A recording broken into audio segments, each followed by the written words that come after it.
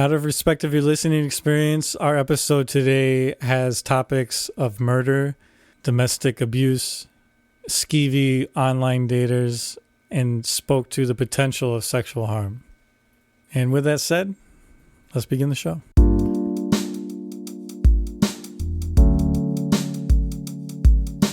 Our modern Western culture places little to no value on the power of our nightly dreams to inspire, shift, and reorganize our lives. This podcast demands a deep reconsideration of the role our dreams play on our path to a more vital and meaningful life.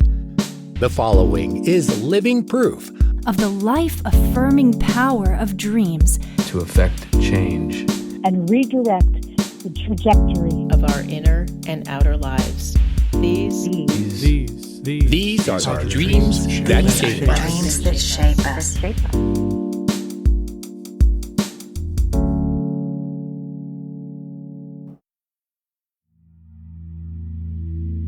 One of the reasons I believe people are afraid to open themselves to their dreaming world is because on some level they know that A, they don't have much or any control over what will be presented to them, and so they are afraid of all of these vast unknowns. And B, that the dreams are not just psychological, that on some level they know that the material they may encounter has more access to the web of human experience than their operating paradigm allows for such spookiness. And there's no doubt about it that it's spooky. Dreams carry real weight. Dreams have access to past, present, and future. Dreams have access to your deepest, darkest secrets, fears, and wounds. There is no doubt about this. And while this can be a lot to navigate, no doubt about it, probably just scared away a lot of people. I truly believe we receive what we are ready for. We may not always agree that we're ready for that, but some part of us does and is constantly pushing our edge. Dreams also love prophecy and possibility. We all have this kind of inborn fear when we see something really horrible in a dream to immediately worry that it's showing us some kind of prophetic image. It's not always the case, and we can never really know until after something happens that a dream was truly precognitive. But in this episode, Kristen Kadi, a hypnotherapist and clairvoyant psychic, shares with us a whole slew of dreams that she has had that have given her glimpses and hints into future events that could have caused great harm to her and or the people that she loved. And in the case of one of the stories she tells, something truly terrible did happen. Some people just have a natural propensity towards psychic dreaming, as you'll hear in the fascinating stories that Kristen has to share with us. But the more that you journal your dreams, you quickly realize how often your dreams are giving you a little glimpse into the future, into the events of the future, into situations in your future. This gives us dreamers a great edge. And speaking of edge, this story will be keeping you right on the edge of your seat. We hope you enjoy the show. Thank you. Hello and welcome to the Dreams That Shape Us podcast. I'm your co-host, Jason DeBoard. And today we have with us Kristen Kadi, a guest who is going to be able to talk with us about a type of dream, an experience of dreaming that is something that everyone probably experiences it. We've seen the data that shows that everyone has, we'll call them psychic dreams. But let's just say ESP dreams, dreams that maybe show you the future, dreams that give you information that you can't really get any other way. You look at it and go, well, how did I figure that problem out? Or how did I come up with this solution? Or how did I know that there was something going on with a friend or a relative? It came to me in a dream, and the dream gave me information that I wouldn't have been able to know otherwise. So we'll call them psychic dreams. And while it is something that probably everyone experiences, I would say that there are relatively few people who have cultivated this part of their life, who've lived with it for years and can really talk about it in a way with all of us so that we can learn about their experience and then perhaps enrich our own dream lives through their experience and then taking it and applying it to our own lives. So Kristen Kadi, starting from a young age, started having dreams that are unusual. They are of this type. And she wants to share with us her experience and then maybe give us some information also that will help us in our own personal experiences and enrich our dream lives.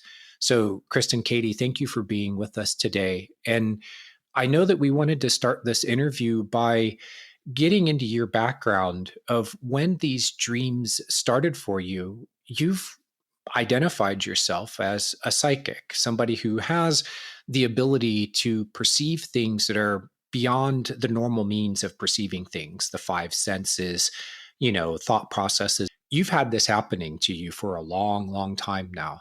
So will you tell us about you and where this started for you? Yes, I'd be happy to. Thank you for having me. I come from a family that is primarily Scotch-Irish background, which has been said to have more of a tendency for psychic abilities, although I do believe anyone can develop their own psychic abilities. Came from a kind of a large family, 5 kids and the parents. And my mother, I kind of hit the jackpot with the mother who was very metaphysically inclined, as well as her mother. My grandma is also quite psychic, which I didn't even find out about my grandma being psychic until much, much later when I was an adult. My mom used to teach us girls dream analysis, like at the breakfast table. She'd say, "Oh, what did you girls dream last night?" And we would tell her our dreams. And she would say, "Oh, well, I think this means that. And, oh, well, that's interesting." She even taught me once about lucid dreaming when I kept having these nightmares. A lot of us, when we're little, we do have nightmares because the world is such an unusual place to us in those first years. Sometimes I kept dreaming about a vampire that would chase me, and I would be running and running, trying to get away from this vampire. And pretty soon, before I know it, I would be staring at a black pit, not knowing whether I should go into the pit or let the vampire get me. So I was pretty distressed by that dream. And I think that's my earliest memory of dreams, is that one nightmare. So Mom told me, just tell yourself in your dream that you will be able to know you're dreaming. So I thought that was a pretty interesting idea. And as soon as she told me that, I had a dream that night that I was in a playground park and my little sister Shannon was with me, and we were playing around the slide, and she was walking up the ladder on the back of the slide, and I was sitting right at the top. And I turned over and looked at her and I said, "Hey, Shannon, this is just a dream and you can go home whenever you want." And so I said, "Bye, I'm going home now." And I closed my eyes in the dream and I slid down the slide, and then I woke up and I was in my bed and my eyes were open. And I was amazed. I was like, wow, this really works. So that really started a lifelong love of dreaming and the dreaming process. My mom also taught us some things. I'll get more into the dreams later, but some of the other things our mom taught us was how to read an aura, how to see an aura. And we grew up in the Pacific Northwest, and we had beautiful flower gardens over there. And she would say, go pick yourself the prettiest rose you can find in the garden and bring it in the house. And, so I did that. I think I was a little bit more interested in all this stuff than my other sisters. I put the rose in a little vase, and she had me lean it against set it near a white or light colored wall. And she instructed me to just stare at that rose until my eyes went all blurry. And I did that, and I could suddenly see the energy emanating all around the rose, which was the rose's aura. And I was pretty excited by that. So we would practice that sometimes. And she did another little game with us where we would, she'd have us go lay out in the yard in the summer when it was sunny and nice. And it was primarily my younger sisters that would do this with me. And we would just lay out there, and my mom would say, okay, I want you girls to shrink that cloud right there. See that cloud shaped like a turtle or whatever? I want you to stare at that cloud until you make it really small. So I remember doing that and how much fun that was. And I mean, it was really an early lesson on the power of our mind and how kind of like how we can affect our environment more than we know we can.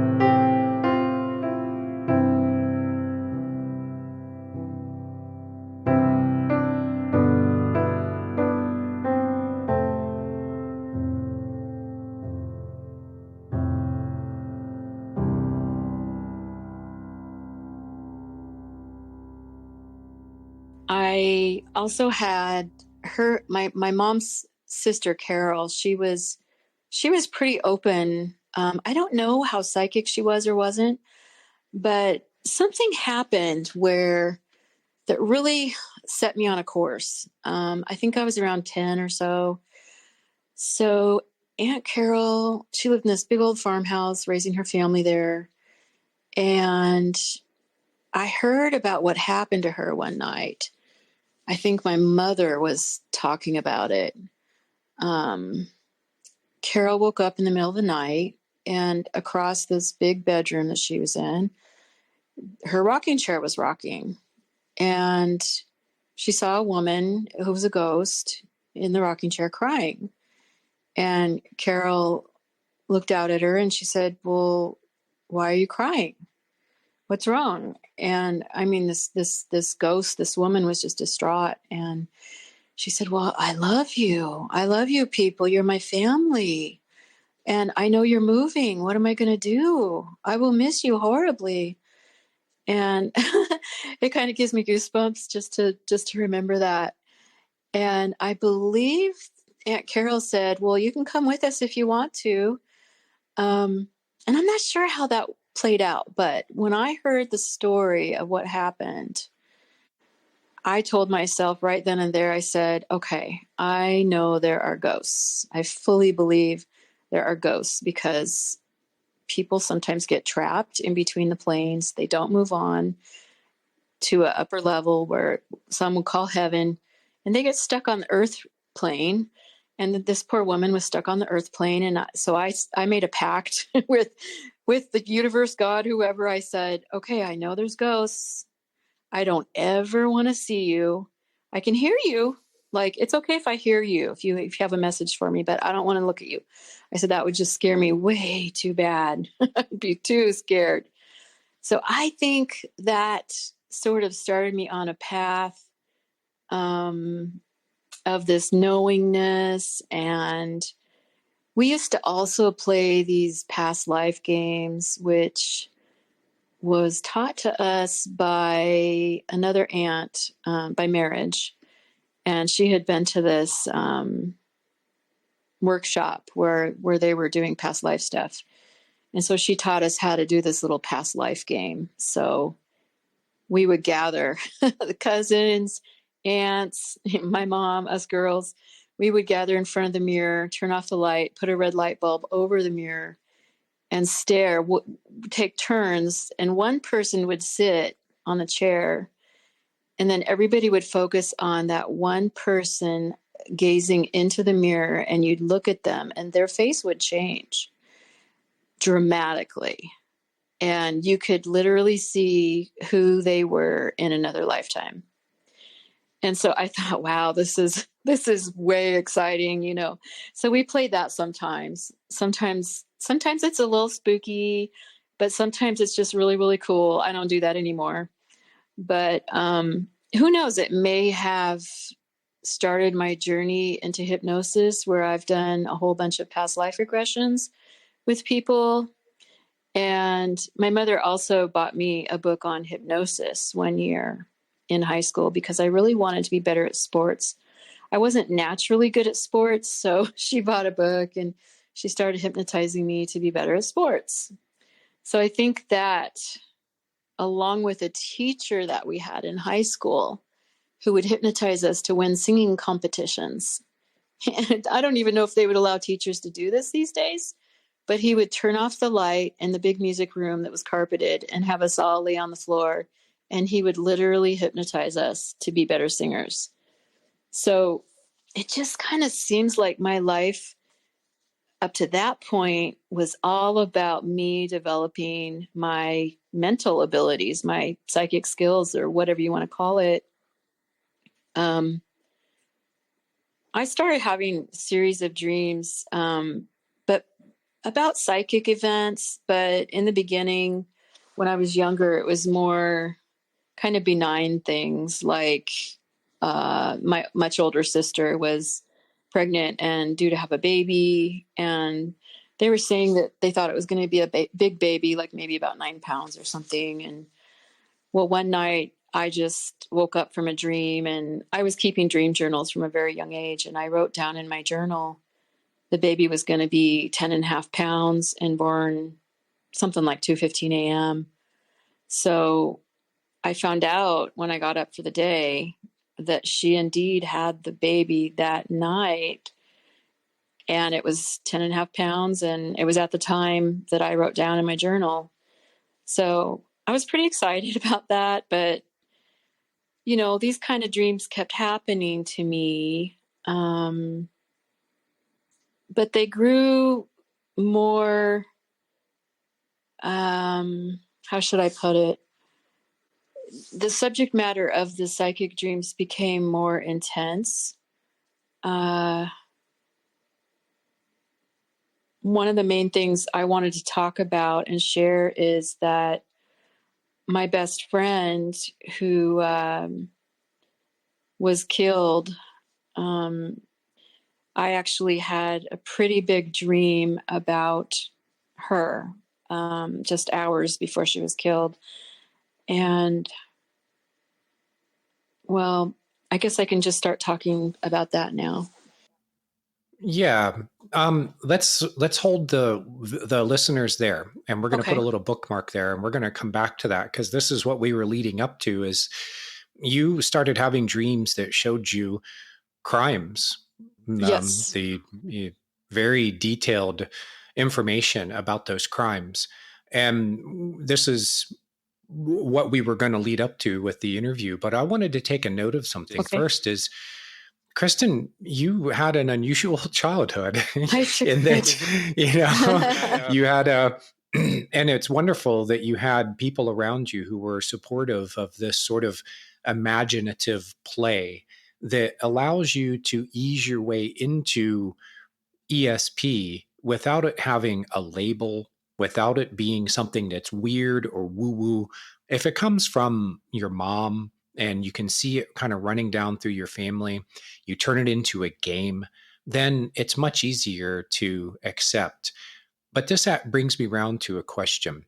How many people did you know who could do those kinds of things? Who, like maybe friends, neighbors? What I'm getting at is, when you look at your upbringing and what you learned from it about your own abilities, and you compare yourself to other people, where do you see them at with the abilities that we think that everybody has these abilities? It's just whether or not you're willing to accept them within yourself. What have you found about people who maybe don't have these abilities or don't think that they have them? Do you have any opinions on that? Yeah, that's a great question. So I joined the Army when I was 17, and I had just graduated from high school. And that thrust me into a much, much different type of existence.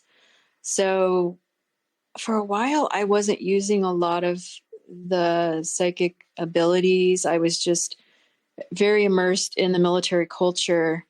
But I do recall having a boyfriend at one point, and I must have been using some psychic skills more than I realized. I think it's just kind of my personality, because I remember him breaking up with me because his buddies told him, they said, one of these mornings, you're just going to wake up and you're going to be nothing more than a frog on her pillow.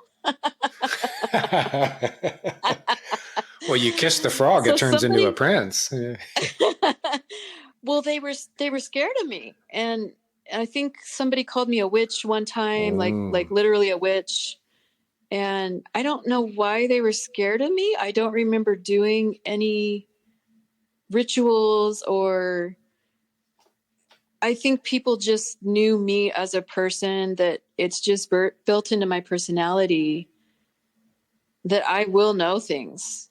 I can't remember specifically why they thought of me as a witch. They were afraid that you were going to know their secrets. Yeah, I think so. I do remember the only occasion I can remember practicing anything with a little psychicness to it was when a friend, a male soldier, he wanted to see, like, he wanted to test my ability, I think. And he showed me one of those tiny little pictures like you get in high school. He showed me a picture of a friend of his or somebody he knew. And he said, "Can you read this picture? Tell me about this person."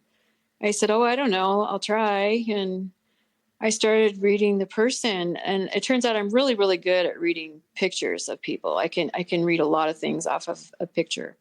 So I started talking about it. And I think that's when they started calling me a witch.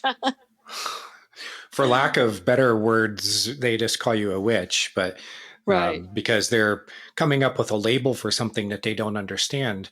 And it's showing that they're maybe disconnected from their own abilities, even though they might be using them all the time.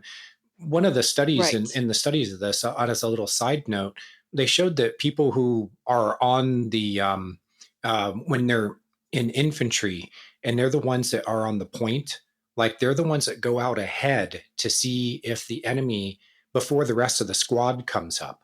So if anyone's going to get shot, it's going to be the guy who's out there on point. And what they showed is that those people developed this extraordinary ability to be able to sense danger coming. So they're out there in the jungle in Vietnam and, running around, and they would have this sense of like, we shouldn't go that way. And then they would turn around later and find out, oh yeah, there was a whole, they had a machine gun nest and a trap right over on the other side of that ridge or whatever. But the guy who was on point said, no, we need to go this other direction. So there are actually people who are in that position when they have to use these abilities. They've shown that they're actually using it all the time. They may call it something like hunch or intuition, but they're actually gaining information through this extrasensory sort of means.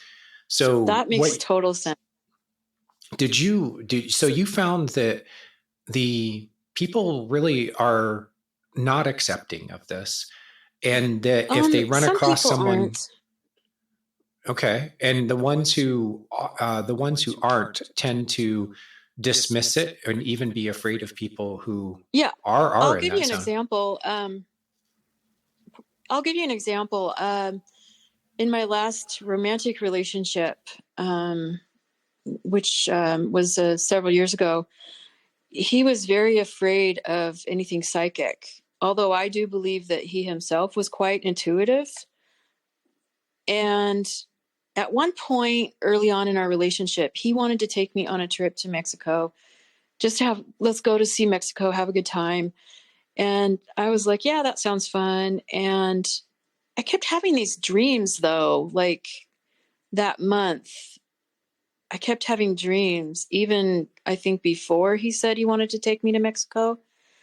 In my dreams, I kept having I think I had the dream 4 or 5 times that I was being rounded up with a couple handfuls of other people, and we were going to be shot with, I think they were like rifles or those types of guns. and we were all going to die. And I was kind of, first when I have those kinds of dreams, I'll say this, I always take it as a metaphor. Okay, like, is there something that needs to die off in me? Or, for example, something like that. Or have I been shooting off my mouth? Why is that why guns are in my dream? But it just seems so vivid. Like, I don't know if I could say that psychic dreams have a different feeling. Sometimes they do, but sometimes they don't, because all my dreams are just very, very realistic. Well, I told a couple of my friends, I said, I keep dreaming that I'm in a group and I'm going to be shot. And finally, I'm like, why do you think I dream that? And somebody said, you have all these psychic dreams. It's possible you might get shot. And I was like, oh my gosh, I hope not. So we find ourselves getting off our plane in Mexico. And I had kind of put the dreams aside about that. And we're in a taxi cab coming up to our resort. It's evening, and there's this bright sign lit up that says, come to the Electrolyte Music Festival. It's going to be all week long. It had the dates on there, and we were going to be there for about a week. So every night they would move this festival to a different little town around the resort. But as we saw the sign, my partner, he goes, we should go to that. That sounds fun. And I didn't even hesitate. Something immediately came out of my mouth was, no way. That is way too dangerous. And I'm thinking, why did I even say that?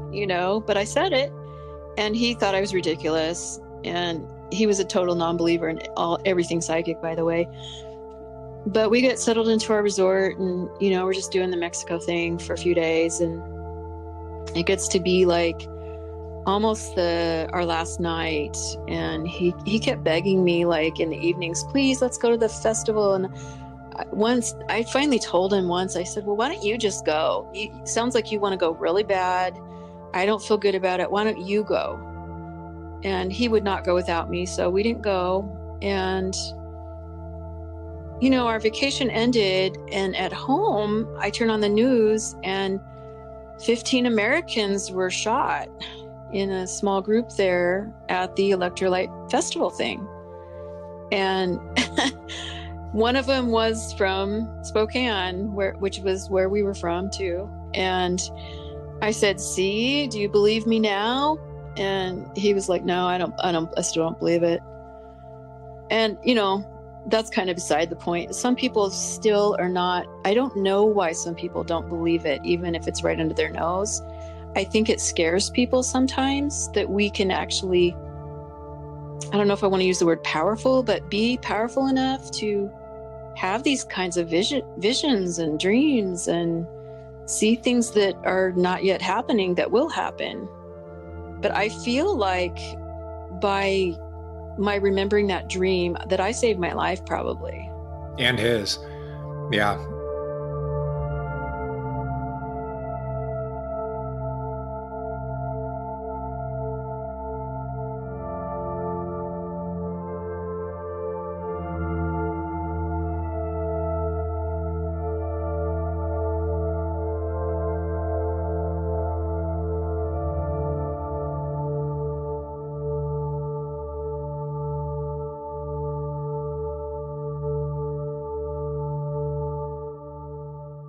And we know from interviewing other guests on this program that we've so many dreams that have accurately showed what was coming up in the future. And, we don't have the people around to talk with who ignored those dreams that warned them of something. And then they blunder into the festival despite their feeling of, that they shouldn't be there. And, then they're the ones who you hear about on the news. Before we went on the air, we were talking about that case in California in the 70s where there was a woman who was on a dating show, And she Right. got hooked up with this, like she's supposed to go out with this guy who was the contestant, and he was charming and good looking and a serial killer. And she, Yep. they didn't know it at the time, of course, but she had this feeling. She said they set the date and it was coming around to the time they were supposed to go out. And she's like, she just had the worst feeling about it. She listened to that feeling. She broke the date and didn't have any more contact with the guy. And then she saw him in the news sometime later, where he was, he was murdering women. He was a serial killer. So she might have ended up in the same place. I know someone who had a dream where he was involved in dealing drugs with some friends of his, and they had a deal coming up where they were supposed to drive out to this remote location to make a big deal. And he had a dream that told him in no uncertain terms, this is the end of the line. And he said that he saw himself in the dream coming up to this house, and it's almost like the Bates Motel. You see the creepy house, and you just have a feeling that something really bad is inside. And he saw himself with his friends, and entering into that house and never coming back. So he didn't know exactly where the deal was supposed to go down. It was one of his buddies who had arranged everything, but he backed out of it. And he said they were cajoling. Come on, man, what kind of wimp are you? You don't believe in that crap. There's no such thing as psychic and ESP. That's all a bunch of baloney. He said his friends went off and did the deal, and he never saw him again. And because and no one ever saw him again, because they went to this remote, he just knew it was in some remote location. And he said that he knew that if he would have gone with him, he would have been, he would have never come back too. So we were also talking before we got on the air about how people might be avoiding their own personal knowledge that this stuff is true, because it's not just the atmosphere of fear that surrounded it and derision from some ends. There are these uber skeptics who, no matter how many cases we can bring in front of them and how much evidence we can present to say this is real, they'll always be on the other side of the fence and discount it. And we think it may be because there was such a long history of people. I mean, the aversion, the fear of this, the dread even was programmed into us because we went through the Inquisition, where people who had these unusual abilities were tied to a stake and burned. The trauma of being burned alive, just, and it's repeating thousands of times, tens of thousands. There's estimates that maybe up to 1 million people died in the Inquisition, although it's probably closer to the tens of thousands. But, no matter, even one person dying in such a way, it's creating a trauma that carries through our collective consciousness and will make us averse to this.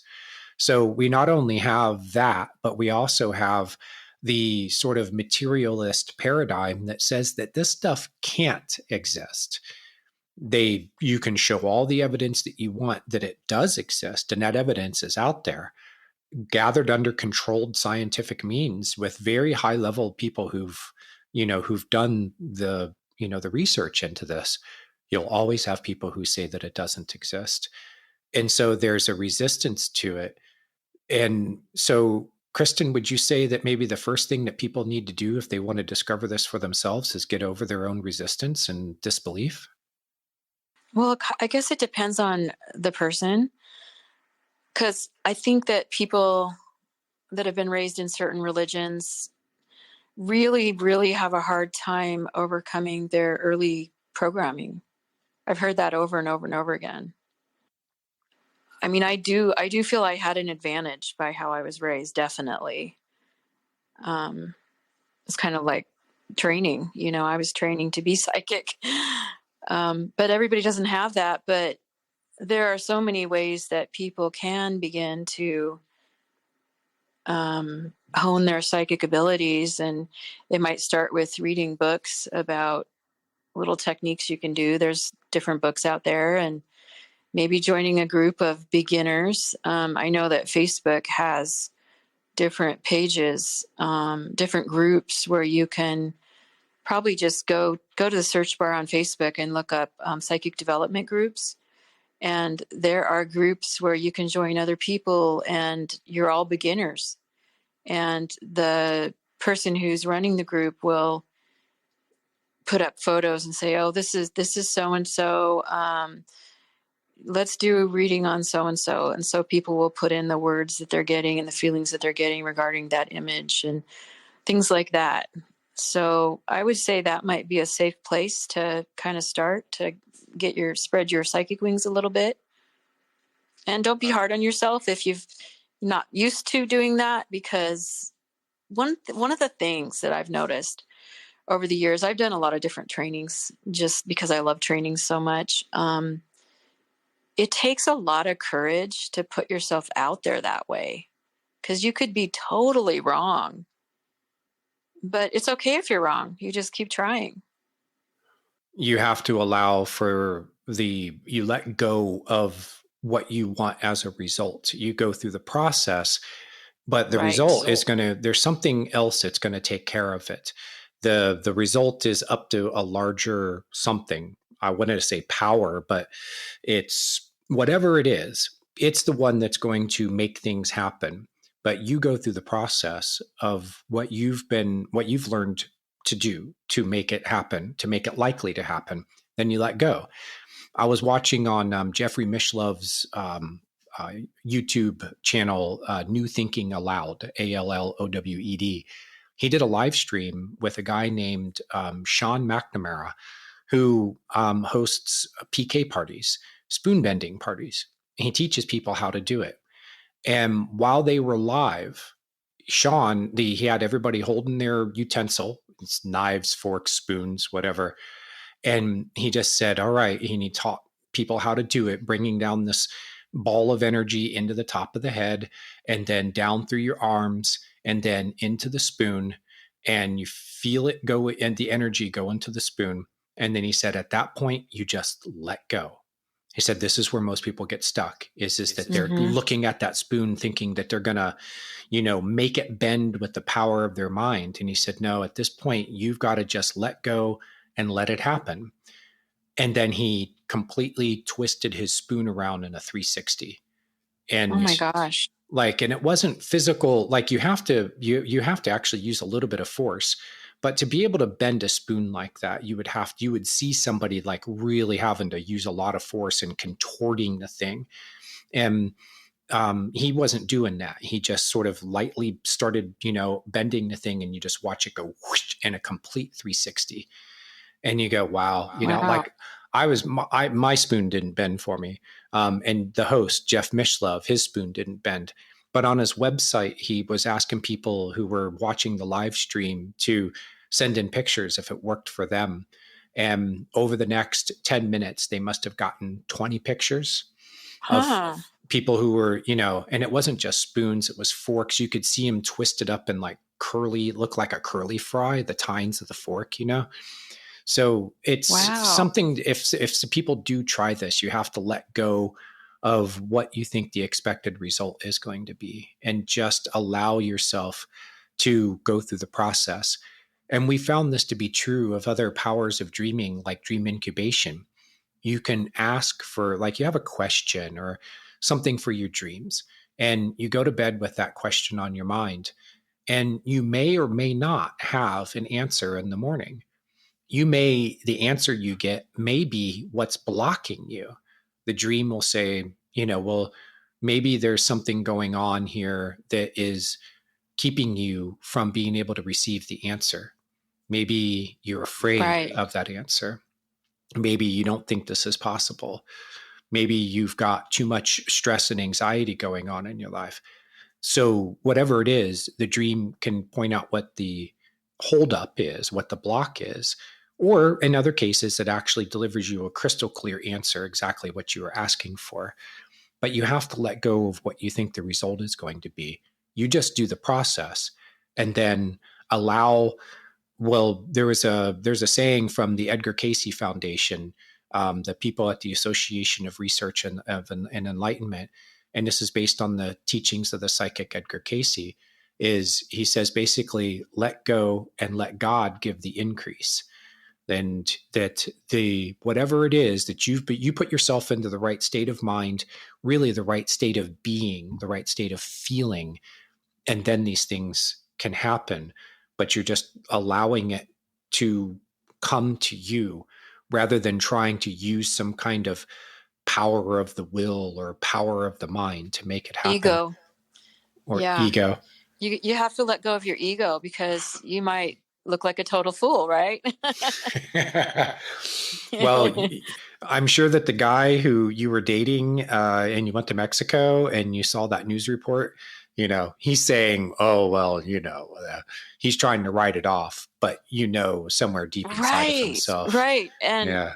he still didn't believe me. And after that, I don't even know why I was trying to prove myself. I don't think I would do that again. Like we just weren't right for each other. But I remember he said, well, I still don't believe you're psychic. And he goes, I said, okay, well, that's okay, I guess. And he says, well, make a prediction. And I'm like, okay, well, that's not really how it works, but I'll try. And I predict that you're sleeping on the couch tonight.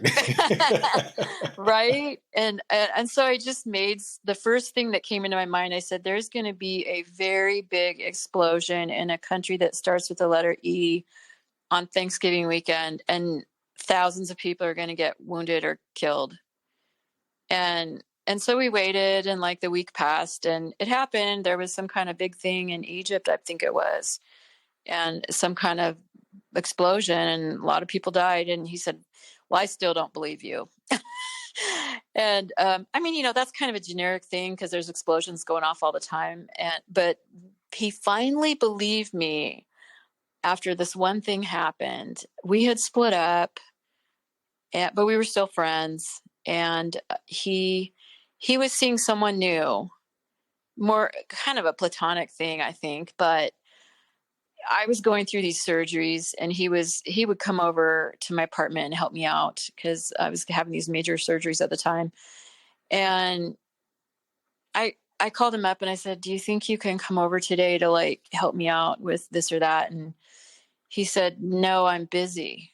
And I immediately, in my mind, I saw him hiking with this new woman, and I saw where they were going to go hiking.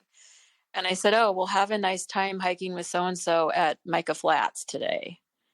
And he goes, you must have talked to my roommate. And I said, no, I didn't talk to your roommate. And so he went to his roommate that I was friends with. It was a lady.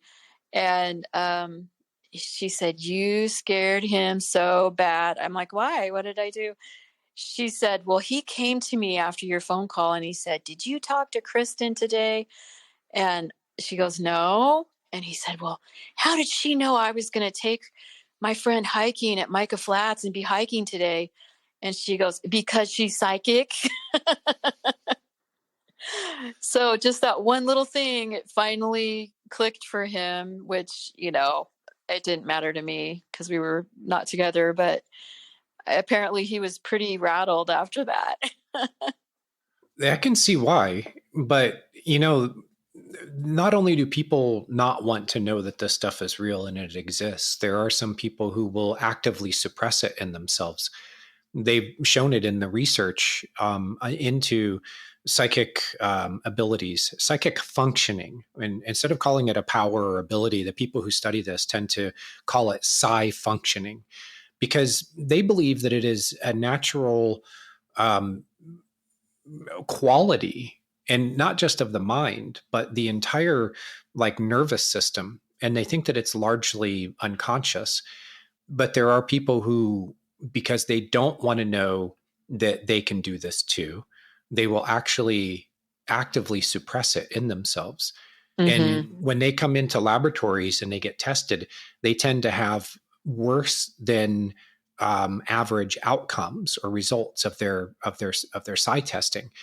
And it's called psi missing in the study of it. It's called psi missing. And there's actually a whole body of thought that says that they're actually using their psi functioning to suppress results, because they can compare over thousands and thousands of trials. They can say, okay, you should be able to guess if you've got 5 cards and in this 5 types of cards, and you guess which card, if you just look at average 20, you should be able to get it right 20% of the time just by the odds.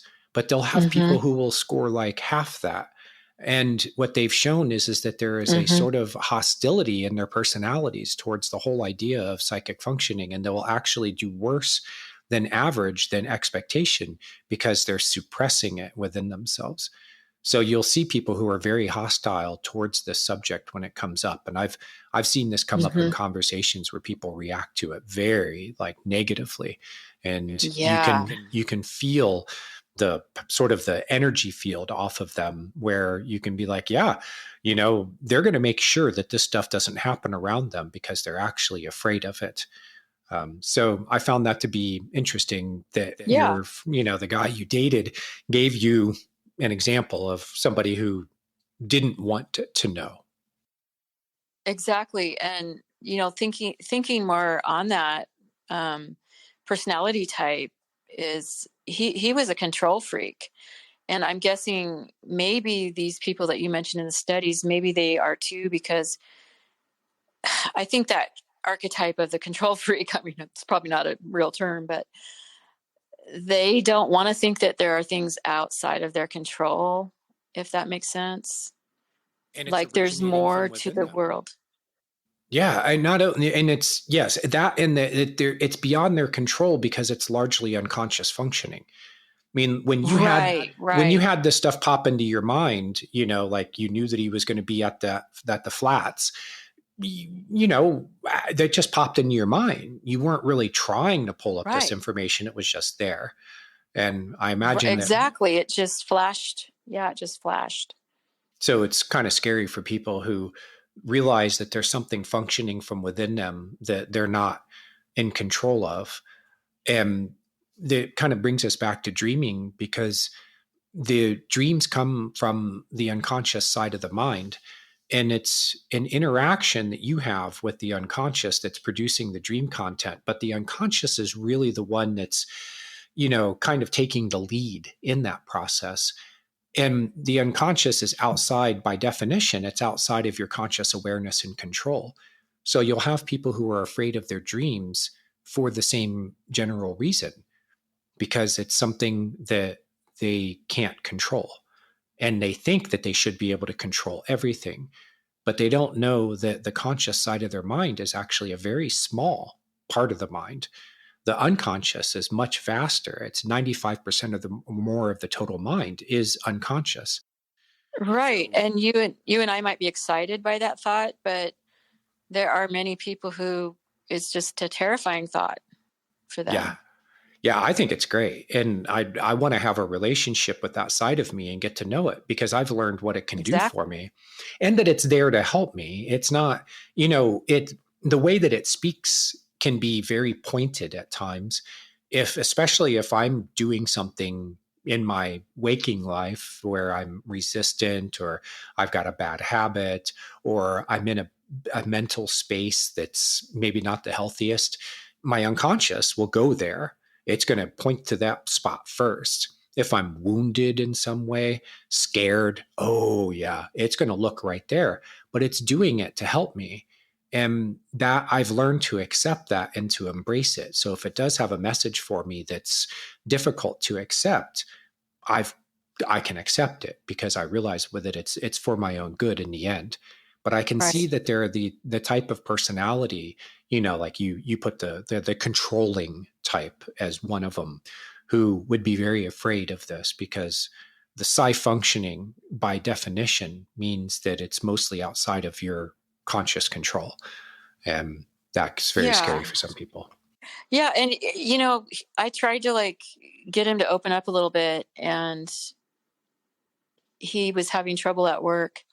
He didn't generally get along with all types of people.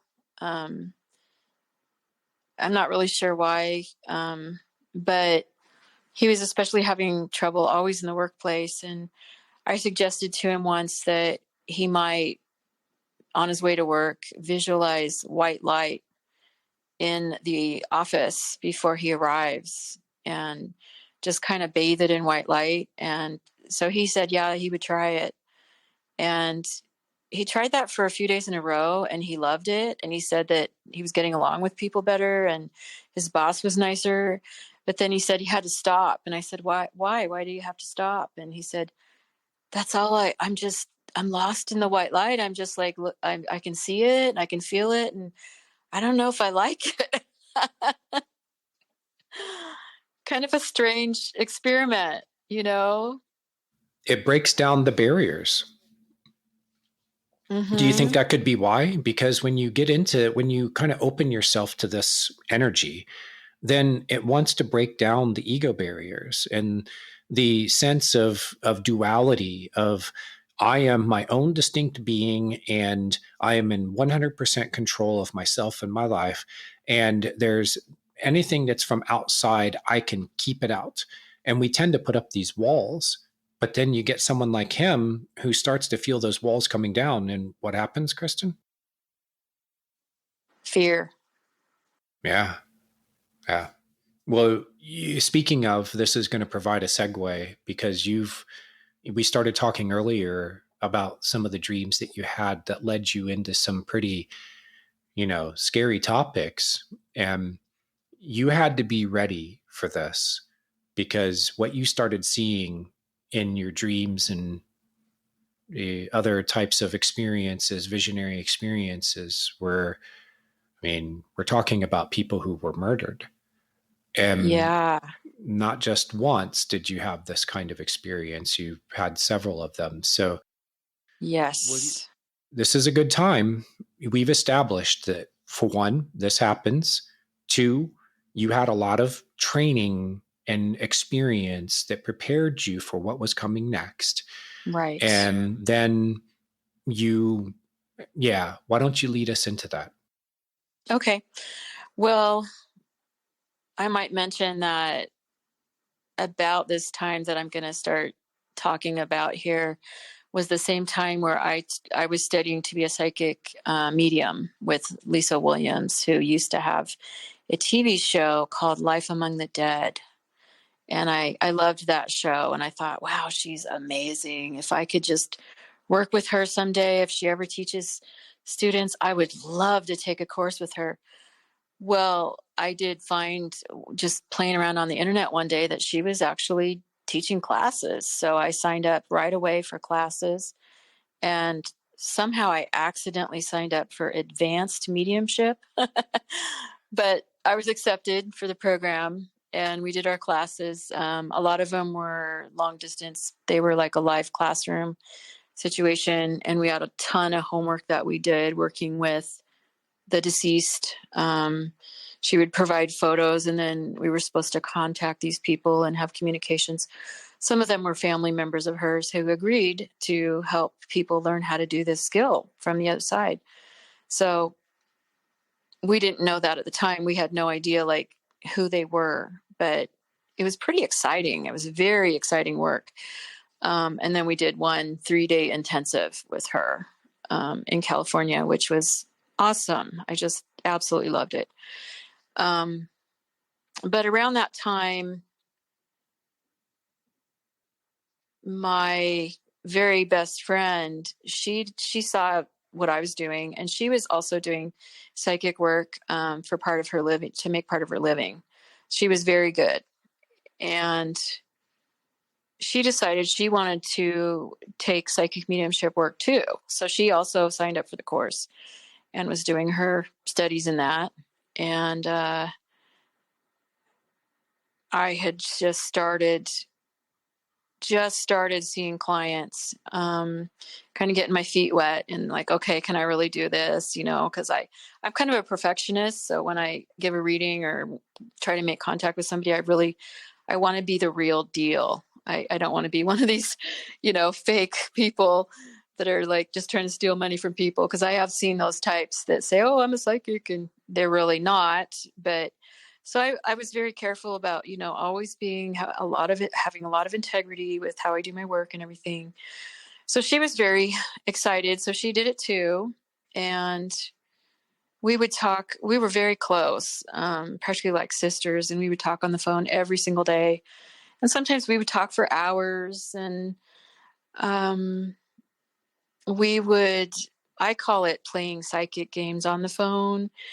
Because at one point we lived in 2 different states, and we would talk on the phone, and she would ask me a psychic question and I would answer what I thought, and, vice versa. And,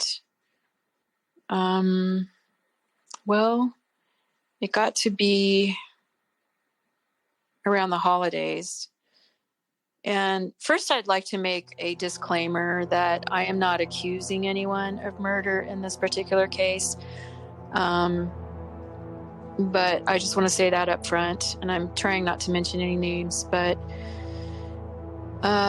so we were talking on the phone, and I had a very vivid dream about her. And so I'll just start with the dream. I'll go into the dream and explain the dream, and then I'll relate our phone conversation when I'm telling her the dream. Good. That sounds good. So, yeah. So I had been just, really, as I say, I've been starting to do the psychic mediumship work, and had just done a pretty intense one regarding a friend, an acquaintance. Her best friend was found dead on a tropical island in mysterious circumstances. And so I was hired to, and I do have permission to share, so I'm going to share a little bit about that. I was hired to kind of look into how this woman ended up dead. Like, who did this? Because there just wasn't enough information. And I was so naive to, just opening myself up. I think because of all my years of not being afraid and being trained by my family and everything, that I didn't realize that sometimes scary things can happen when you open yourself wide open. And I didn't really put any precautions in place or anything. And I really wanted to find out, because my client's goal was to find out who did this to her best friend. So I think I literally said out loud, okay, universe, show me who killed this woman. Show me who did this. How did she die? Because nobody knew. It was very mysterious. So I was taking a bunch of notes. I was in full communication with the woman, who seemed to be absolutely okay on the other side, by the way. She had no bad feelings about being on the other side. And she came, I heard her walking all through my house in high-heeled shoes. And I don't usually see them like you would see a ghost or like any kind of form. I usually just have a mental image that's very strong. And I could see and hear that she was wearing red spiked heeled shoes, walking all over the hardwood floors. And I'm like, okay, she's here. So I start taking tons of notes, and she's just really a good communicator. And by the way, people that are really good communicators in life are also usually the best communicators on the other side. So it's always a pleasure to do business with the ones that are going to tell you things, So I'm taking all these notes, and she's saying she's fine, and she's telling me things to tell to her friend, and she's singing songs. She's really happy. She's fine.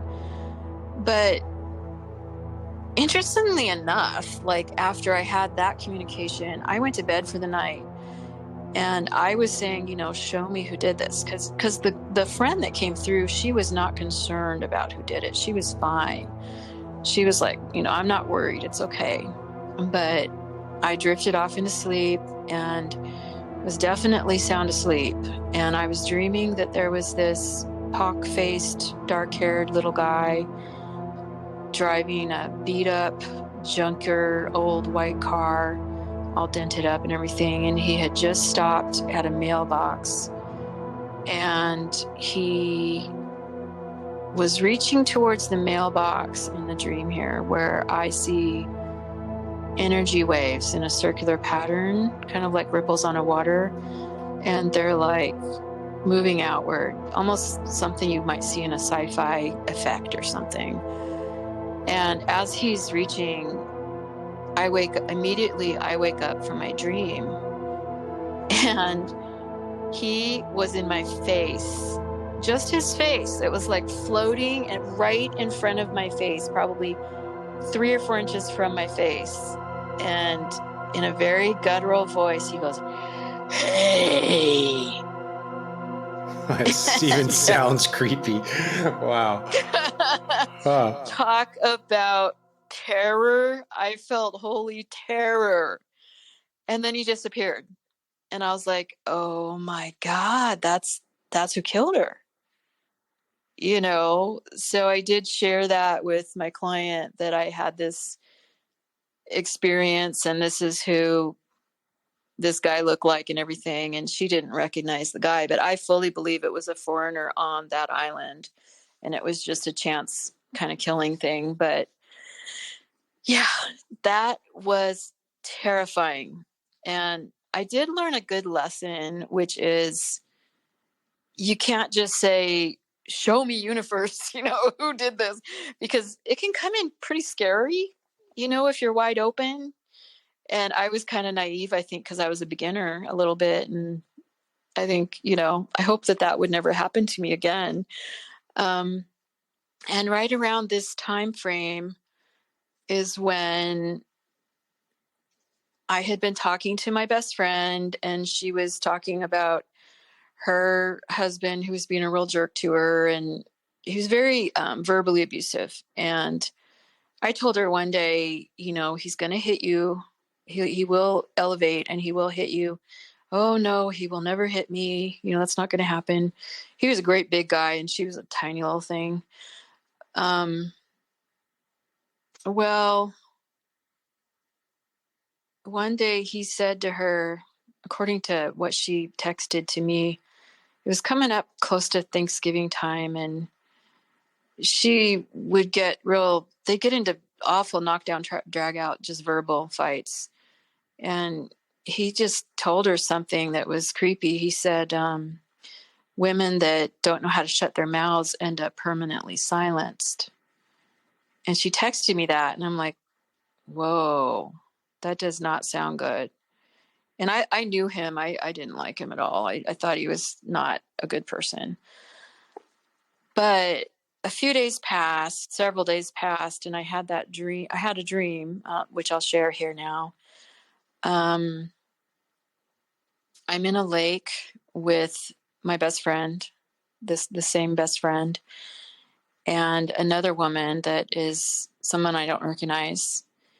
And it looks like a tropical place. It's very, very green. And we're in this lake that's glowing, like something you would see like out of a movie that would depict almost like, do you remember that old movie On Golden Pond where it's all gold and kind of sunshiny?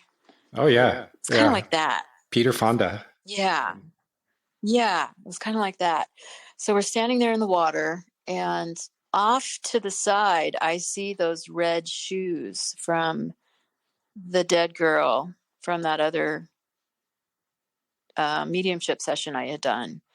There were the red shoes kicked off by the water. And I'm like, huh. So I see the dream isn't real long. So basically I see a coffee bar in the middle of the lake there towards the shore.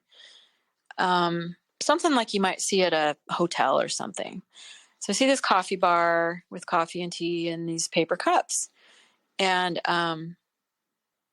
I take a cup, and then it's kind of like I spontaneously hear a news report at the same time that I have the cup in my hand. And then I turn to my friends in the water and I say, well, I heard a news report that these cups are poison and you shouldn't drink from them. And so then I'm just standing next to these two women in the water without the cup. And we're about waist deep maybe. And there's the one woman I don't know, she's wearing this tube top, and her skin is like all glittery, like has real fine, like kind of like fairy dust on her skin. It's really beautiful, and the sun is glimmering off of it. And there's a tiny white fluffy feather on her right shoulder. And I'm standing in the middle of these two women. And by the way, I don't really know what that other woman looked like that had the red shoes. Maybe it was her. I don't remember. But I look to her and I pluck the little tiny white feather off her shoulder, and I said, "Do you believe in angels?" And she looked at me and she nodded. "Oh, yeah." I said, "Well, this is proof that angels are nearby."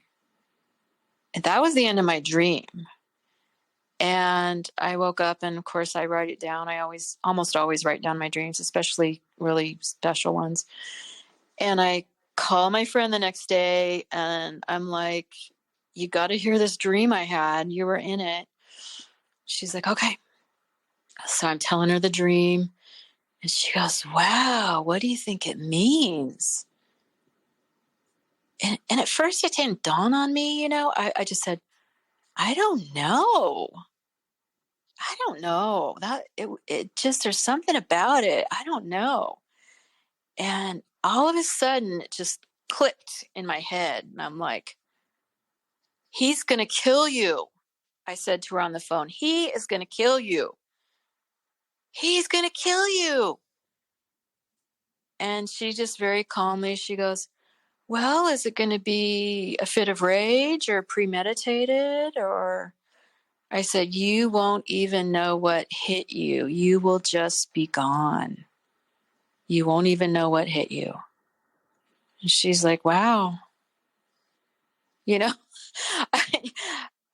It just, and I ended up telling her, I said, please write a note or a letter, hand it in to a coworker or someone you trust in an envelope and say, "Open this if I am found dead."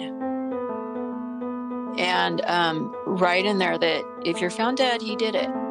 She said, "I promise I will do that. I'll get right on it this week and I'm going to do it." And I'm like, "Good." She said, "Yeah, I know. There's a lady at work. I'm going to give it to her." And I said, "Okay, great.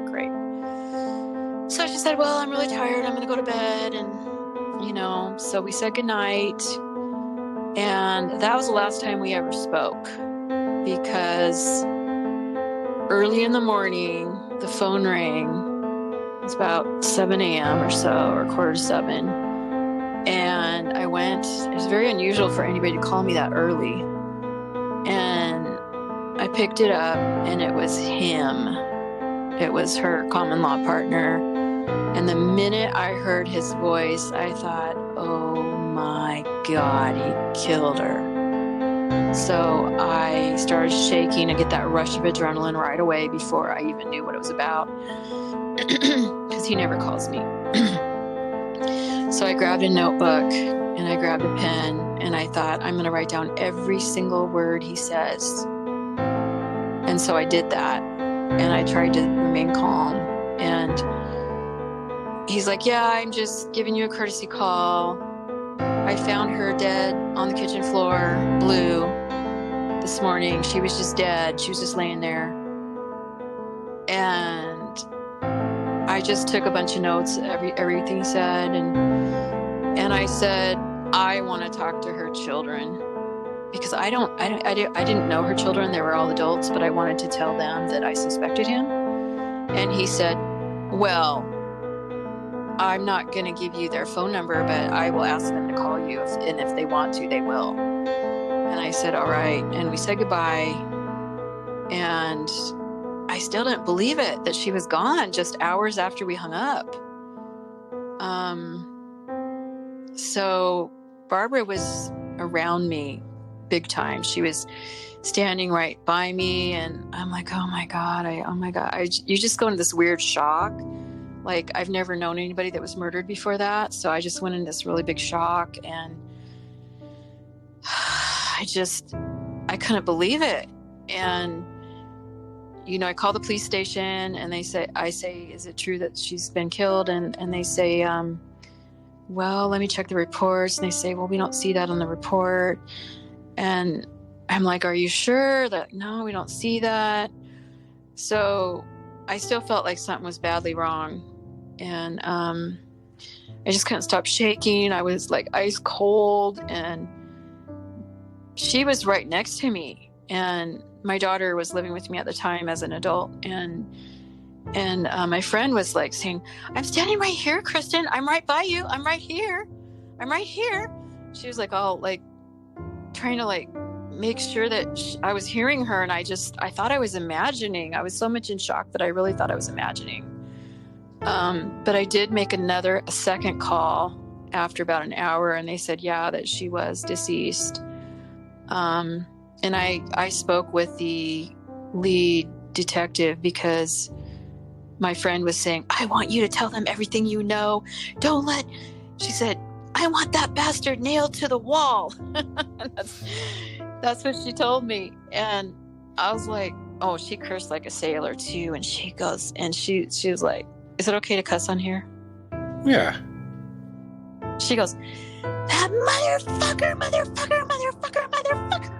fucking killed me. She was furious because she had just bought her first home that she owned all by herself. And she was working 7 days a week for a couple of years to make the money to buy that home. She hadn't even finished unpacking her boxes yet. So I felt horrible about that and everything.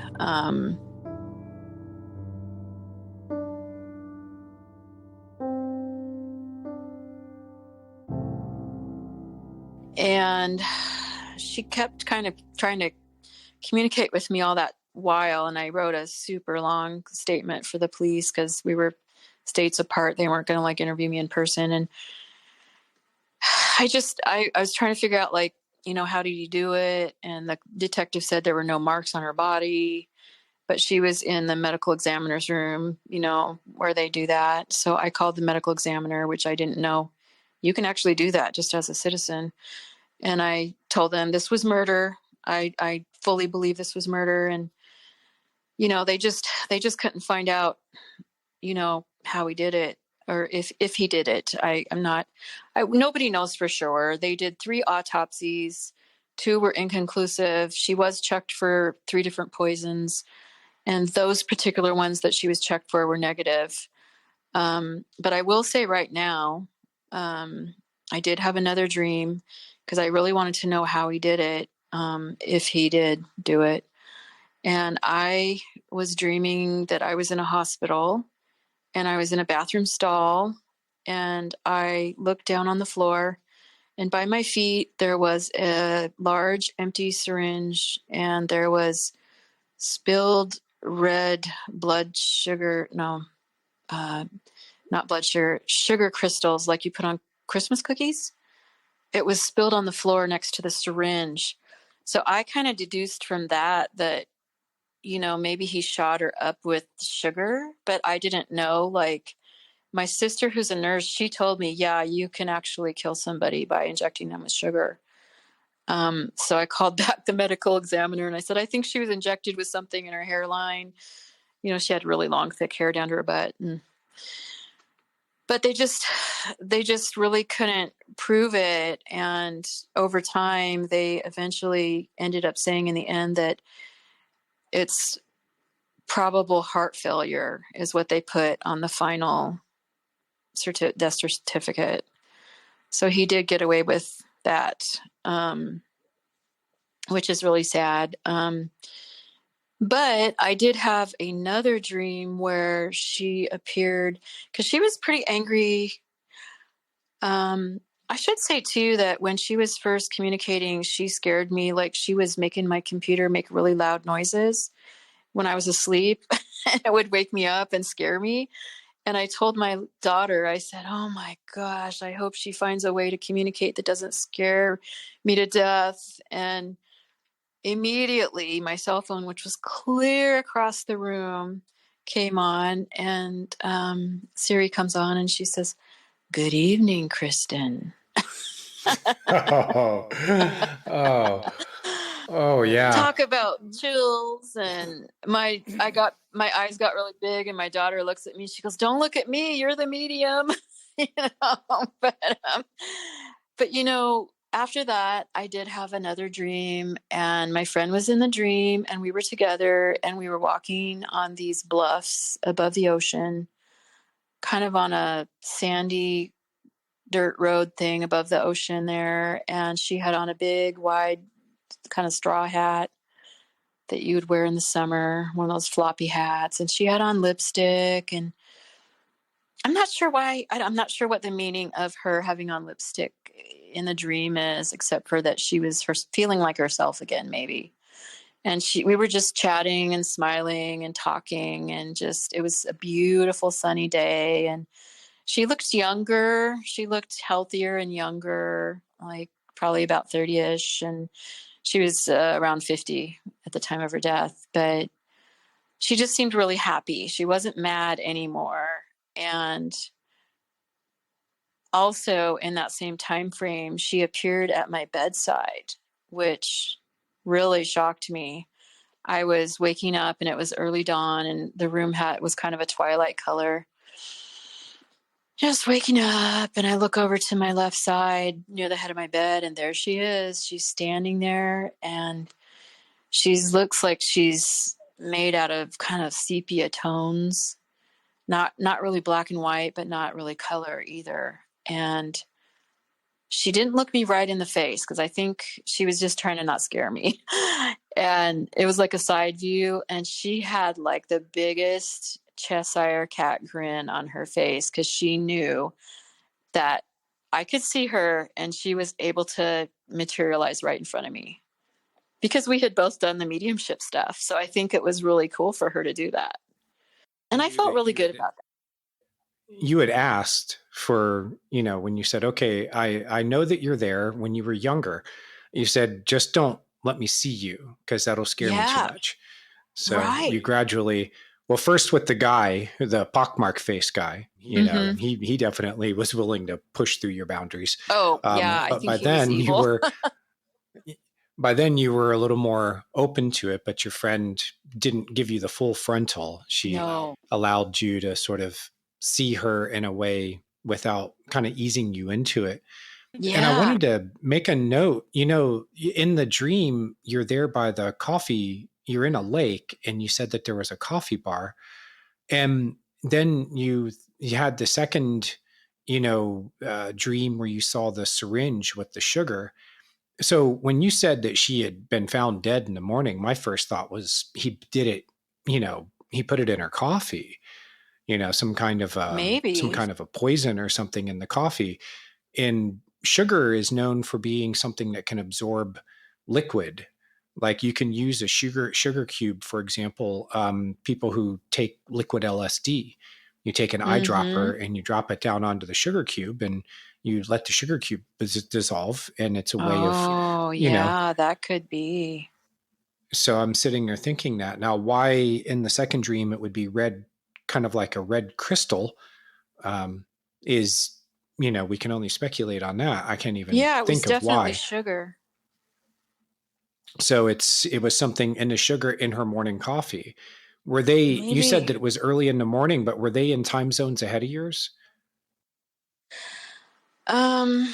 No, we were both West Coast time zone, but they did have different schedules, because he was a trucker, and he would drive at night and get home in the middle of the night sometimes. But I do remember her being an early riser, so it's possible. I hadn't thought of that possibility of there being something in her coffee. That's very possible. Well, and then you're in the water with them, and you said that the other person who was there was kind of covered in some kind of shiny, there was something that was on her body, right? It's kind of like really fine glitter dust, like angelic dust or something. I don't know. Huh. Okay. So I'm thinking that used to be part of a burial ritual. So as you're describing that scene, Oh. you're in the water with someone who's passed away, and they've got the burial, the dust. It used to be that there was a burial ritual covering the body with something like that. And then you've got the feather, the angel feather. And so you have kind of two things that are kind of alluding to the idea of death. And you're in the water with the friend who then later died. Right. Well, yeah, totally. And then I believe that my friend also kind of in a roundabout way predicted her own death as well, because he was new at the trucking job. It was sort of a newer career for him. And she kept saying, she could be kind of like neurotic. When she would get a thought in her head, she would like say it over and over again. And she would say, truckers are killers. And I'm like, what do you mean? Why do you keep saying that? And she goes, well, they can just kill you, and they can dump your body across the state line, some other state, and just keep driving. And I'm like, yeah, I suppose, but why do you keep saying that? And she kept saying that. And like on her Facebook page, so her and I, we would always do these vision boards every January for the new year. And I think it reminds me almost of like a vision board on her Facebook page before she died, because she had a picture of the U-Haul truck moving to the new house on her Facebook. And then she wrote something like something to the gist of like, the new year is coming. And then she wrote it in like all caps, what's next? And she wrote like a big string of like question marks and exclamation points, which was kind of weird. And I'm like, I wonder why she did that. And I asked her and she told me one day on the phone before that, she said, before her death, she said, something's really big. Something very big's coming in the new year for me. And I said, well, what do you think it is going to be? And she said, I don't know, but it's going to be big, really big. And this happened on December 2nd. So I think some part of her knew, nobody really thinks, oh, my partner's going to kill me. Yeah.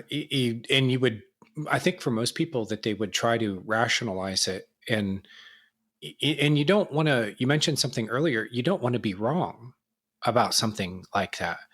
What are you going to do? Start accusing like the precogs in Minority Report? Are you going to arrest someone before they've committed a crime? Right. And I suppose that if you have enough experience with this stuff, that once you're sure of something, you know that feeling, and you're sure of it, that you could take some kind of action to prevent it from happening. Because when you see ahead in time like that, it's showing you possibilities. There are very few things that are prophetic in the sense that it's written in stone. She maybe there was something that she could have done to act on that feeling, but it sounds to me like she was rationalizing it to herself.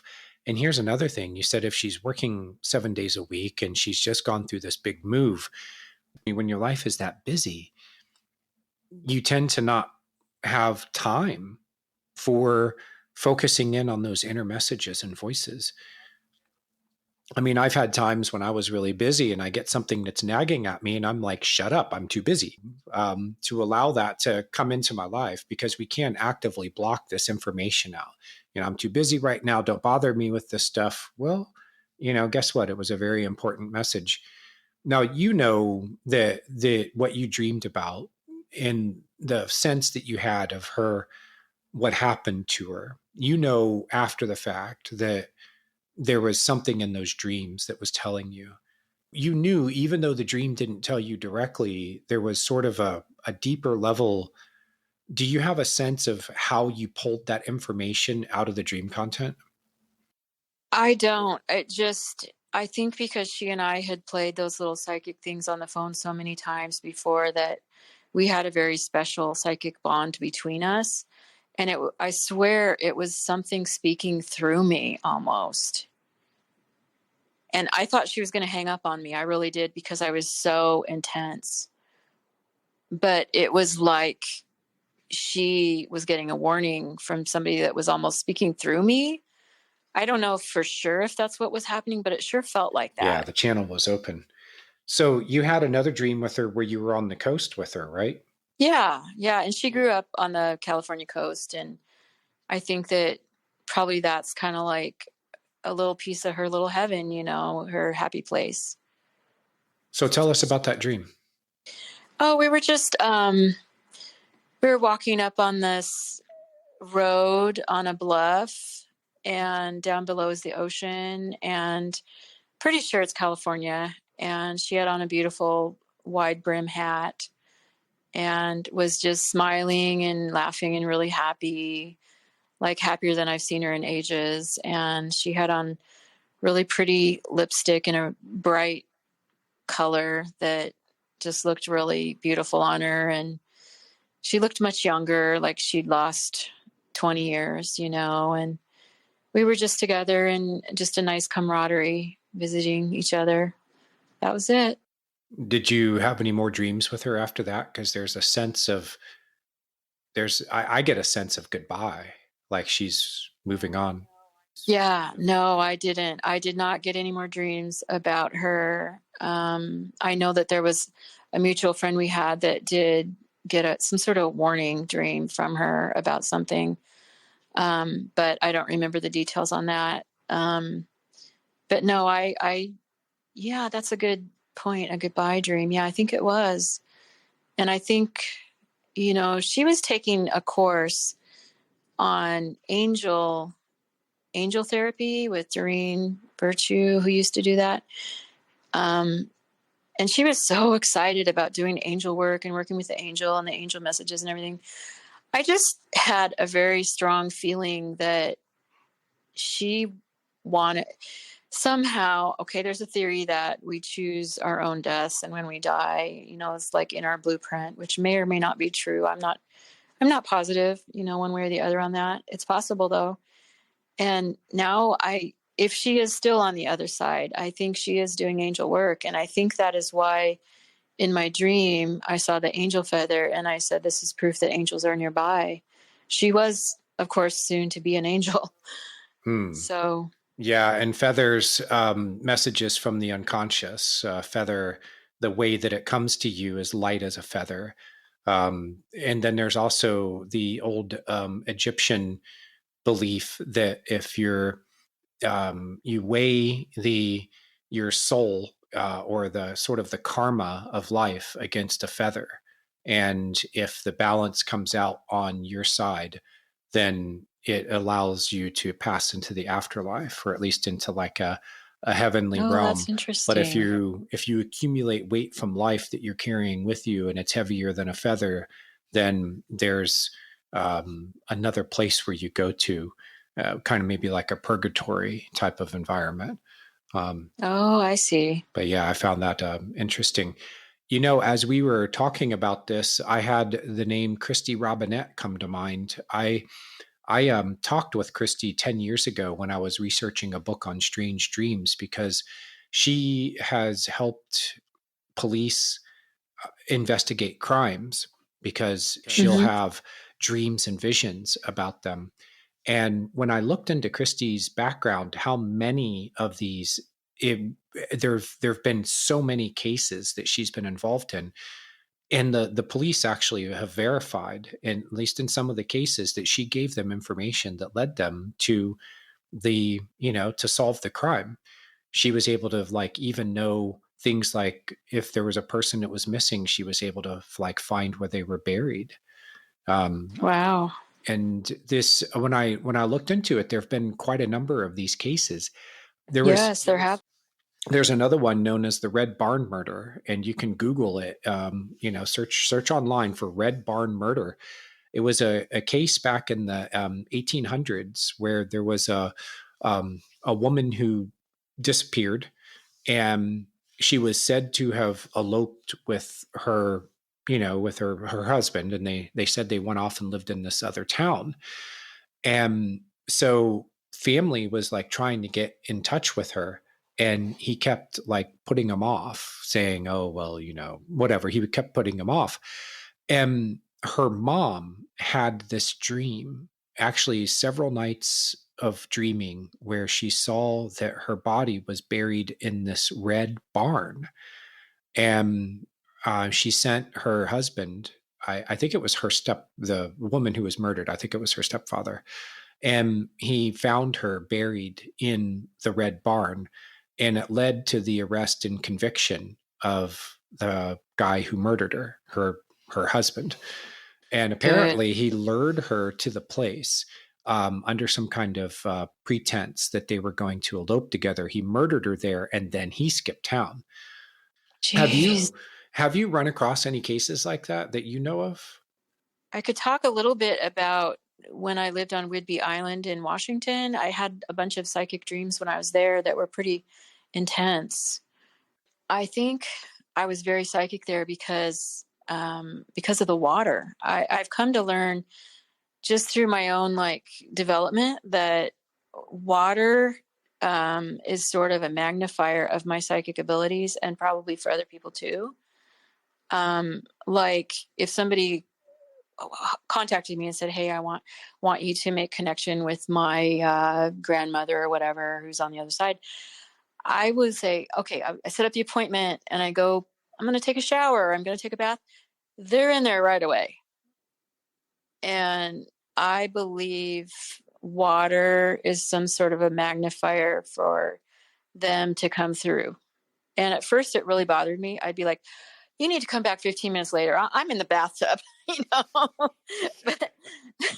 but after a while I just kept a notebook with me, and I'm like, they don't care. They've all had bodies. Everybody knows what we look like when we're naked, so it didn't bother me as much. But things started happening to me over there on Whidbey Island. Probably the most shocking one was when I had a dream where I was on a carnival ride, and I was hanging at the top of the carnival ride, hanging upside down, and it was stopped. The ride was not going. It was stuck in that stopped position, and people were falling out to their death below. And for some reason, I was really calm in the dream, and I was like, oh, I'm fine. I can hang in here all day long. It's fine. And I woke up, and that was basically the whole dream. And I woke up, and I'm thinking, okay, I think it's just about me having some pretty extreme ups and downs right now, but my dream is telling me it's okay. You're going to be able to hang in there. It's going to be fine. But no, it was actually literally something that unfolded. About a week or so later, the carnival came to town, and my kids were young, and I had kind of put the dream aside and kind of forgotten about it because I didn't think it was like a psychic dream, and I gather my kids, and we get to the carnival, and we go up to the stand to buy our book of tickets so that they can ride rides. And the lady said, oh, it's shut down. We're shut today. And I said, why? She said, oh, you're just going to have to go home and turn on the news. And we turned around and walked a few steps, and I pointed to a ride that it didn't even resemble the ride in my dream. I just pointed to some random ride, and I told my kids, I guarantee you someone died on that ride today.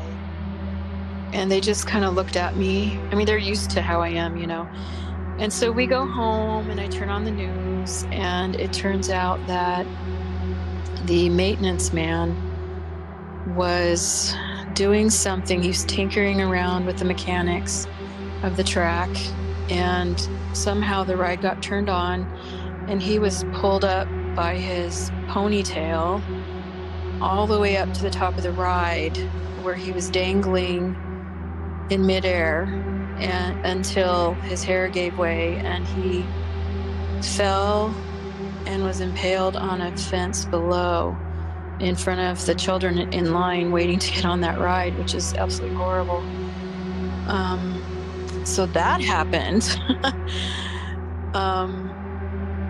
That was pretty amazing. I'm kind of curious, I don't know how my kids really feel about my psychic abilities, but I know that they listen. They listen to me really well. And because I told my daughter one time when she was about 14, I said, she was getting ready to go on a trip to visit cousins across the country. And I said, whatever you do, don't get into the car with your aunt so-and-so's friend, because if you get in that car, you're going to be molested. And she looked at me and I said, it could just be a dream. But she said, okay, Mom, I'll be careful. Well, she came back a few weeks later and she told me that it almost happened, because she went to work with her aunt, and her aunt ended up having to work really late in the restaurant. And she told my daughter, oh, I have to work really late, but my friend here, this guy over here, he's going to give you a ride home. And my daughter looked at her and she said, that's okay, I'll wait. And she just sat there and read her book, and she told me what happened when she got home. And I was like, oh, thank God. What if I wouldn't have had that dream? That dream saved my daughter.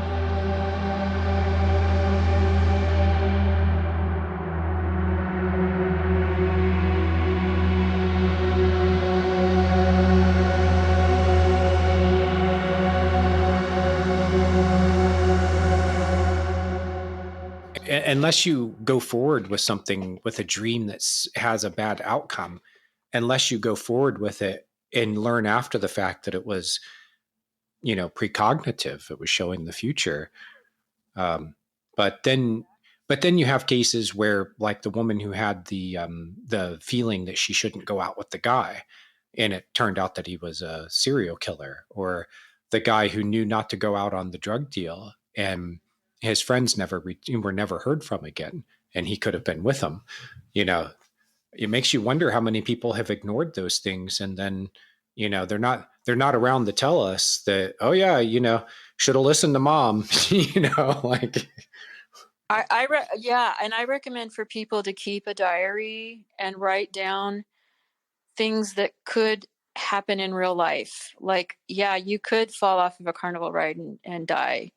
So first look at it as a metaphor, and also look at it as this could be a warning, because that's always how I look at it. And speaking of dates, a psychic dreams, I think, saved my hide once about a date. I was doing those dating apps. I don't think I would ever do those again, because they just don't work. But anyway, there was a guy that was very interested in meeting with me, and we had talked on the phone and exchanged some messages, and he wanted to take me out to the best steak restaurant. It was just slightly outside of town, but not too far away, but it's a very expensive restaurant. It was a restaurant that I think I'd only been to once, but people would go there for special anniversaries and things like that. But he wanted to take me there for steak dinner, and he said, he's so lonely. He hadn't been on a date, or hadn't been even dated a woman in like 7 years, and blah, blah, blah. And I don't know. I always listen and observe, and I literally take notes. Everything they tell me on the phone, I literally take notes to kind of suss it out. And so little do they know, but I went to bed that night, and I think it was the next day was supposed to be our date for this steak dinner. And I had a dream, very vivid, where my grandmother, so first I'll set the scene that it was short, but I'm seeing the outside of the house that I was living in at the time, and it's shadowy and dark. It's like maybe early evening or something like that. And there's a guy, and he's looking like he's up to no good. And he's kind of like trying to like get into the garage, and he just looks like he's looking for something to steal. And in this dream, the neighbor across the street is waving me down, and that guy that was my neighbor, he was a former sheriff, which makes it even more alarming, because here's this sheriff waving me down, like trying to get my attention to this guy that's trying to break into my house. And I hear my grandmother's voice in my dream, and she says a very simple message. She says, "Watch out for that dog next door." And I woke up and I'm like, oh, that is not good. So I downloaded a background app checker, and I looked up this guy because he volunteered his last name to me and everything. He was a felon. He had several felonies, and some other. I was able to find his Facebook account, and he was in a relationship. So not only was he a felon, but he was with someone. So yeah. And I called him up on the phone, and I said, I changed my mind. I'm not going to be meeting you for a date, but I wish you well. And, well, why'd you change your mind? I'm like, well, 'cause you're a felon. You're a felon, and I looked at your background, and you're also in a relationship. So we're not going to go on a date. And he said, okay, I understand. And I was kind of scared, but he said he understood, and I treated him with a lot of respect, but that was the end of that. Well, was this the same grandma that you had introduce? You said that you had a grandma who was. Yeah. Yeah, she's the one who, she was pretty psychic. And I actually didn't find out that she was psychic until I was well into my adulthood. I'm not sure why it wasn't really talked about or anything. I mean, it wasn't like a secret, but she was a tiny little thing. She was 4'10" with sparkly blue eyes and kind of auburn hair, just a fiery personality, just a sweet personality, but kind of spunky, it's just a sweet lady. And she used to be able to go to those, I don't know if it was a seance or what, but she would tilt the tables, where I've never tried it, but back in the Victorian era, they would rest their fingers or a couple fingers on the corners of the card table, and they called it table tilting. They would tilt up. So I would have loved to have seen her do that. Literature is full of these, the case studies in this. These experiments were done this was a parlor game. And this is long before we had things electronically, TVs, radios, internet, phones to keep us distracted and busy. So people, live entertainment, that's how you did it. And so there was a side of it with like table turning and seances that was, admittedly, it was just entertainment, and there were a lot of fakers. But they had cases of people who did these things under controlled conditions. And they said sometimes, this is one of the odd things about it, they said sometimes it would begin with some kind of an odd movement, like a creak or something that was unexplained, but you could say, there's the wood is, there's a change in temperature enough to make the wood make a loud creaking sound or something like that. And they said that would actually start then much larger things to happen. And it was enough to make people believe it was possible. And once they had the belief in place, then some really wild things started to happen. If you've ever heard of the case of Philip, there was a paranormal investigation group. There was an engineer, there was a psychiatrist. There were other people there who had interest in it. Like one lady was an accountant. There was a lady who was the president of Mensa in Canada. And so they made up this character named Philip, and then they had a seance or several seances to try to bring Philip in the room. And for a long time, nothing happened. And then one day they decided to change their protocol. instead of being all serious seance like, oh, Philip, come to us, manifest in the room, they started doing like 99 bottles of beer on the wall and one for Philip, 99 bottles of beer. And they just, because they'd read somebody's research who had done, decades earlier, who had produced some really outstanding results. And it was actually by making it into a lot of fun. And once they read that and they applied it, they said that it started happening. They did so they had table turning happened. There were knocks on the table. They filmed it. And then at one point they did it in front of a live studio audience where they could ask Philip to come, and then Philip would show up and start making all these noises, and the table was levitating and moving around the room. And there were all these things that happened. Philip was a made-up character.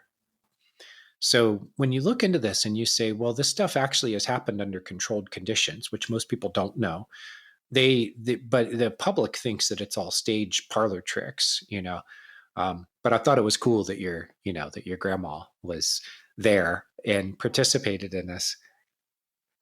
Another thing you can do is anytime you have something psychic fun happen, you say, I love it when that happens, because then you're telling the universe you want even more of it. Great. Yes. Yeah. Yeah. And so don't be afraid of it when it does happen, and embrace it. In fact, the opposite is it's something that's fun. This is the way that the world really works. And it's getting more and more like that. It is, as we're finding out that these things are actually real, and it's a normal part of life. One time when I was talking to my friend on the phone, my best friend that is now no longer here, we were talking, chatting, and I smelled red wine. And I said, are you drinking wine? And she said, yeah, I am. And I'm like, oh my God, I could literally smell the red wine through the phone receiver. I've never had that happen again or since. Yeah. Learn to trust these things, and they'll happen more. And so it begins with openness and receptivity. Kristen, you gave us a wonderful opportunity to learn more about a subject that it's off the beaten path, but you've shown through your dreams that it really is possible. Oh, thank you.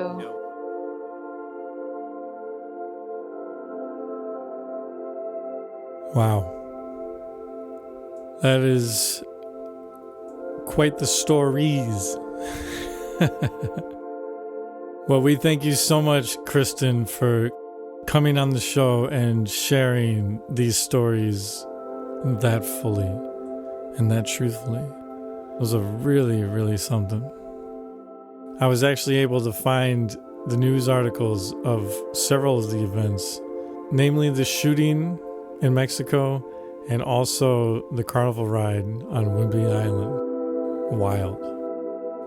And in the spirit of my late grandmother, since we were just ending on the topic of seances, I was sitting at the dinner table with her, my grandfather, my mother, possibly my father. It might have been my whole immediate family and the two of them. And we were just having dinner with them one night, and randomly, and I don't remember why this got brought up, but my grandmother just began talking about a seance that she had gone to when she was a little girl. And if I'm remembering correctly, I believe it was her father that she was going to the seance to try to contact. But she was talking about how sometimes you would go to these kind of things and you would feel their breath, or you could smell their cologne, or there would be this little bit of sensory input that would happen in the midst of the whole ritual that's happening. And she said she went in and she heard, if I'm remembering correctly, it was her father who had passed away. She'd always heard that he was a big drunk, and she said, my father came to me and was trying to tell me, oh no, they're all lying, I wasn't that way. And she said, but I could smell alcohol on his breath. And she was such a little spitfire. Oh my God, I loved her. She was like, yeah, right. So I love you, Grandma. I miss you deeply. And yeah, and it was so wild coming out of her mouth because she was a very, how do you say this? I guess she was like a very proper woman. I don't know how to say that. So to like hear this come out of her mouth was wild. And even my mother had never heard this story before. This wasn't her mother, but yeah, she had never heard this story before. So yeah, we were pretty blown away by that.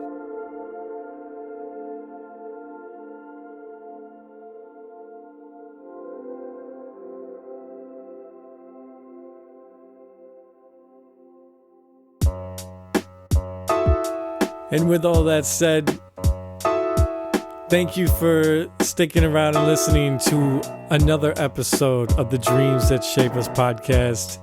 This podcast is co-hosted and created by J.M. DeBoard and myself, Steve Ernenwein.